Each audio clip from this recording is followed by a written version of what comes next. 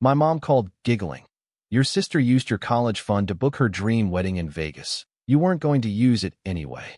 I stayed silent, then dialed one number. The agent passed under that name. I said, cancel everything. Sorry, who are you? I smiled. I'm the one who funded the entire estate they're celebrating. I, 32M, got the call around 2 p.m. on a Tuesday. My mom's voice came through tinny and bright, like she was calling to share gossip about someone else entirely. She was giggling, actually giggling, as she told me what my sister had done. The words didn't register at first. I sat in my apartment, staring at the calendar on my wall, listening to her explain how my college fund, the money my grandparents had set aside before they passed, the fund I'd been saving since I turned 18, had been transferred out completely. My sister had taken it. Every penny. Approximately $187,000. For a wedding. In Vegas. Next month. My mom kept talking, something about how I wasn't going to use it anyway, how I'd already finished my degree and landed a decent job, how my sister deserved this one perfect day. The words became background noise. I told my mom I had to go. I didn't wait for her response. I pulled up my bank statements with shaking hands. It was all there in black and white. The transfer had happened 3 months ago. 3 months. I'd been checking that account maybe twice a year, just to see it sitting there as this permanent reminder that someone had cared enough about my future to leave me something real. My dad had always said that fund was my safety net, my cushion if everything fell apart. Now it was gone. I did something I rarely did. I called my sister directly. She answered like nothing was wrong. When I asked her about the money, there was a pause, just long enough for me to hear her shift gears mentally. She told me that Mom had authorized it, that it was family money anyway, that I needed to understand her position. She was getting married. This was important. She'd tried to mention it to me months ago, but I never picked up the phone. The tone shifted when I didn't respond immediately. She became defensive, then angry. She said I was being selfish, that I always had been, and that Dad would have wanted this. That last part made something crack inside me. Our dad died when I was 22. That fund was literally the last thing he'd helped set up. He'd sat down with the financial advisor just weeks before the accident, making sure my future was secured. And my sister knew that. She'd been at that meeting. I told her I'd deal with it later and hung up. For the next 2 days, I didn't sleep much. I researched every angle. The transfer had been done through the bank's online system using my account credentials. Someone had logged in with my information and pushed the money out. My sister hadn't done it herself. She wouldn't have the access. My mom had. Probably with my sister standing right there, coaching her through it, promising her it would all be fine, that I wouldn't care. Except I cared. I cared a lot. The thing about working in finance, even at the mid-level position I held, is that you learn how systems work. You learn who has authority, who has access, and how to trace money movement. You also learn who matters and who doesn't in the grand scheme of things. I made an appointment with a lawyer. She listened to everything. The emotional weight of it, the theft, the family betrayal, and then she broke down the legal reality. Technically, since my account was a family trust that my mom had power of attorney over for emergencies, what she'd done was legally murky. It would be a nightmare to pursue, and family lawsuits had a way of destroying everything they touched. But the lawyer also asked me something that changed my perspective. She asked if I'd been told about the transfer before it happened. I hadn't. She asked if I'd authorized any wedding expenses. I hadn't. So technically, she said, leaning back in her chair, my sister had committed fraud if she'd posed as me or used my identity in any way to execute the transfer. And if the wedding venue, the planner, or any of the vendors had been contracted under false pretenses or with information that wasn't verified, there could be a whole other layer of liability. That's when I started digging into the wedding itself. It took me about a week of careful searching. The venue was one of the big casino hotels in Vegas. The wedding planner was local, had a website with testimonials and pricing. I found the booking under a name I didn't recognize at first, until I realized it was my mom's maiden name combined with some version of my sister's name. The deposit had been substantial. The full payment was due 2 weeks before the wedding. I called the venue directly. I didn't threaten anything.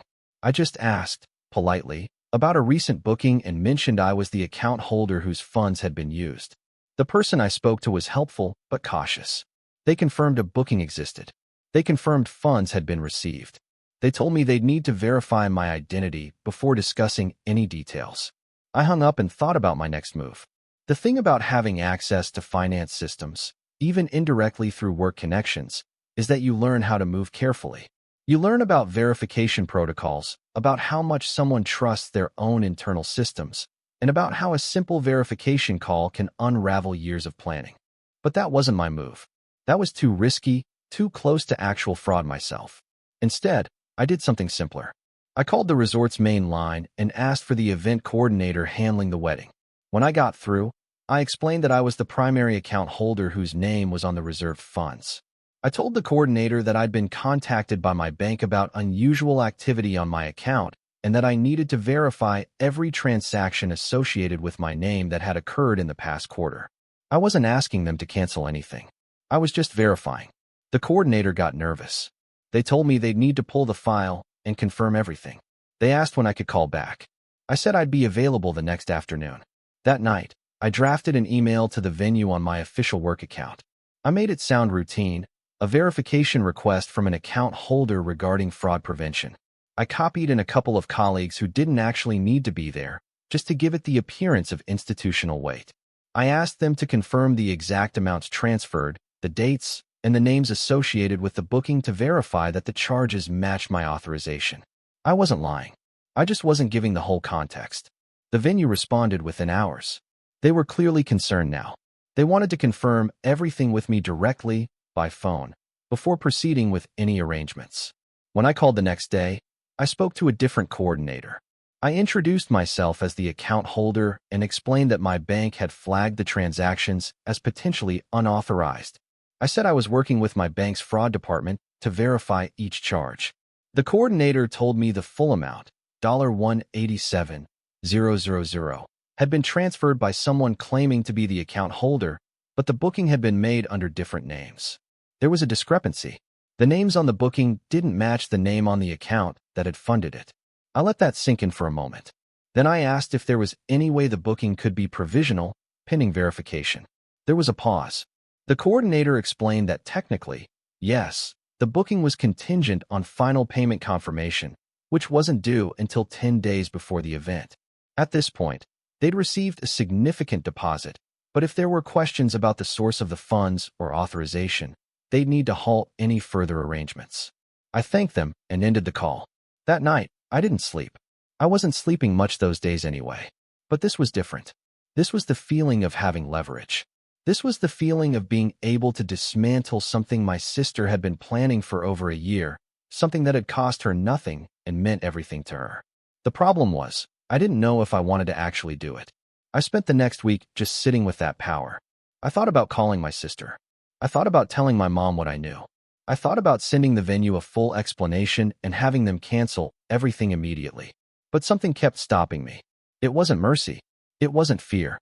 It was the fact that my sister had made a choice, and so had my mom. They'd looked at my future, at something Dad had built for me, and they decided it wasn't as important as my sister's one perfect day. So I made a choice too. I called the venue's main number again. I asked for the event coordinator. When I got through, I told them that after reviewing everything with my bank's fraud team, I had confirmed that the transfer was unauthorized. The account holder whose funds were used to secure the booking was filing a fraud claim. The charge would be reversed by the bank within 72 hours. I said I was sorry for the inconvenience, but they needed to understand that the booking had been made using stolen funds. I gave them a case number. I made it up, but I made it sound official. I told them that if they wanted to hold the event, they'd need to contact the actual account holder, that would be my sister, and ask her to provide an alternative funding source within 10 days, or the venue would need to cancel the reservation. I hung up. For 3 days, nothing happened. I almost started to believe it might not work. Maybe they'd just adjust the booking or ask for clarification. Maybe my sister would find a way to fix it. Maybe I'd blown this whole thing out of proportion and they'd move forward like nothing was wrong. Then my phone rang. It was my mom. She was screaming. Not angry screaming, but panic screaming. The venue had called. There was a fraud claim. The funds were being reversed. The booking was in jeopardy. The wedding was in 38 days and everything was falling apart. I listened to her yell for about 2 minutes before I said anything. Then I told her what I'd done. I told her exactly why. I told her about the college fund, about the choice she and my sister had made, about how they'd taken something that Dad had left for me and turned it into her big day without ever asking. My mom went quiet. Then she started crying. She told me I didn't understand, that my sister had been planning this forever, that she was just trying to help, that this was so unfair to do to them right now. I told her that what was unfair was stealing from your son and then laughing about it on the phone like it didn't matter. I hung up. Within 24 hours, my sister called. She was furious and terrified in equal measure. She demanded to know what I'd done and why. She told me the venue was threatening to keep the deposit and cancel everything unless they could verify the funds or get new ones within a week. She said this was destroying her life, that I was a terrible person, that she'd never forgive me. I asked her if she'd ever plan on forgiving herself for taking my college fund. She didn't answer. She just kept talking, cycling through anger and desperation and bargaining. She said Mom had told her I approved it. She said the money was just sitting there anyway. She said I could get another job if I needed money. She said a lot of things. I told her I'd think about what to do next and hung up. I spent that week in a strange state. Part of me felt satisfied. Part of me felt sick. The power I'd claimed was starting to feel less like justice and more like something else entirely, something heavier. My mom called twice more, both times calmer, both times trying to negotiate. She offered to pay me back the money from her own accounts. She asked what I wanted. She apologized, sort of, in the way people apologize when they're sorry they got caught, not sorry for what they did. I told her I'd make a decision by the end of the week. Then I did something I hadn't expected to do. I called my sister directly. Not to yell, not to negotiate, just to talk. I asked her why. Not the quick answer about wanting a perfect day or everyone wanting to help her. The real reason. She broke down. It came out in pieces at first, then all at once. She was terrified of marriage. She was terrified of becoming the person she was supposed to be. The wedding had become this thing she could control, this thing that was entirely about her. She couldn't face the thought of scaling it down or making it simple. She'd convinced herself that if it was perfect enough, big enough, impressive enough, then maybe the rest of her life would fall into place too. She knew taking the money was wrong. She knew it the whole time. But she also knew I wouldn't stop her if I found out because I was too conflict avoidant, too likely to just let it slide. She counted on that. She counted on Mom's involvement making it feel like less of a betrayal. She was wrong about me, but she wasn't completely wrong about how I function. I listened to her cry on the phone, and something shifted in me. I was still angry. I was still hurt. But I understood, for the first time, that this wasn't actually about money or fairness or Dad anymore. This was about two people making bad choices and one person, me, deciding what kind of person I wanted to be in response. I told my sister I'd contact the venue the next morning and tell them I was working with the account holder to resolve the fraud claim. I told her I'd reverse the filing. I told her the wedding would go forward. But I also told her that I needed the college fund replaced. Not by her, by Mom, by the end of the month. And I told her I never wanted to be lied to again. I told her that when she looked at me at that wedding, I needed her to know that I'd chosen to help her despite everything, not because I didn't care about the betrayal. I told her that forgiveness wasn't the same as forgetting, and that we'd both have to live with that. She didn't say much. She just asked if I was sure. I told her I was. The next morning, I called the venue back. I spoke to the coordinator and told them the situation had been resolved. I was working directly with the account holder, and the funds were authorized. I asked them to restore the booking. There was relief in their voice. They confirmed everything would proceed as planned. By the end of the month, my mom transferred the $187,000 back to my account. We didn't talk about it. We just let it sit there as a reminder of what had happened and what we'd all decided to do about it. The wedding happened. It was as elaborate as my sister had dreamed. I went. I gave a toast. I meant most of it. But every time I looked at my bank account after that, I thought about the moment I'd held all the power and decided not to use it the way I'd initially planned. I thought about how close I'd come to being the kind of person who would destroy something just because I could, just because I'd been hurt. I thought about whether that made me better or just differently broken. The money's still there, not in a college fund anymore, but sitting in my account like a question I haven't fully answered. It represents the moment I could have been cruel and chose not to, but also the moment my family stole from me and faced almost no real consequences. Sometimes I wonder if I made the right call. Most days, I think I did. Some days, I'm not so sure.